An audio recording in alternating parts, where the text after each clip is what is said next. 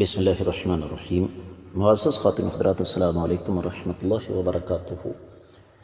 ایمان کے فوائد میں سے ایک یہ بھی ہے کہ یہ انسان کی جان کے تحفظ کی ضمانت ہے۔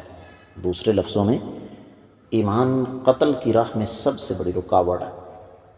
یہی ہمارے آج کے حدیث کے سبق کا موضوع ہے۔ مشکوٰۃ المصابیح کتاب القصاص، باب ہے مرتدوں اور فسادیوں کو قتل کرنے کا۔ 3548ویں حدیث کتاب میں 16ویں ہے باب میں۔ الفاظ اس کے یہ ہیں: وعن ابی ہریرہ رضی اللہ عنہ عن النبی صلی اللہ علیہ وسلم قال الایمان قید الفتک لا یفتک مؤمن، رواہ ابو داود۔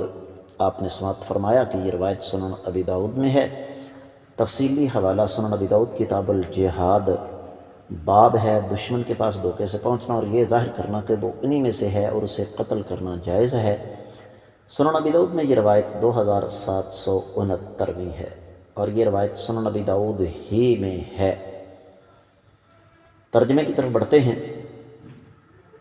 ترجمہ اس حدیث کا کچھ یوں بنتا ہے کہ سیدنا ابو ہریرہ رضی اللہ تعالیٰ عنہ ارشاد فرماتے ہیں کہ نبی علیہ السلام نے فرمایا، ایمان اچانک قتل کرنے سے روکتا ہے۔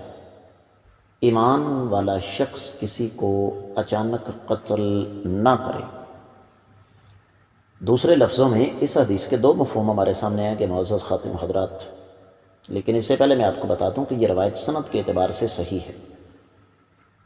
یہ میں آپ کو بتانا بھول گیا تھا کہ یہ روایت شیخ البانی رحمہ اللہ اس کو حسن قرار دیتے ہیں۔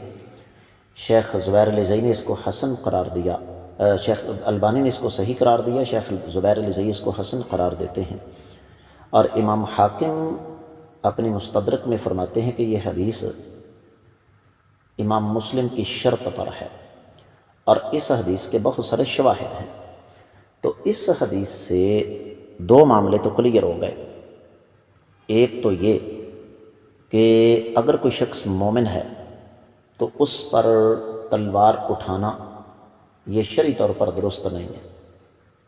ایک چیز تو یہ واضح ہو گئی، اور دوسری چیز یہ ہے کہ جو شخص بذات خود ایمان والا ہے وہ کسی کو بھی قتل کرنے کے معاملے میں جلد بازی کا مظاہرہ نہیں کرتا۔ یہی وجہ ہے کہ اہل علم نے یہ لکھا ہے کہ کسی غیرت و حمیت کے معاملے میں کسی مسلمان کے لیے یہ جائز نہیں کہ وہ کسی دوسرے مسلمان کو دھوکے اور غفلت میں قتل کرے۔ اسی طریقے سے جس شخص کے ساتھ کوئی معاہدہ ہو چکا ہے اس کو بھی قتل کرنا جائز نہیں۔ ہاں، جن دشمنوں کے ساتھ اعلان جنگ ہے اور جنگ جاری ہے تو پھر یہ کیا جا سکتا ہے۔ امید ہے کہ آپ کو سمجھ آ گئی ہوگی۔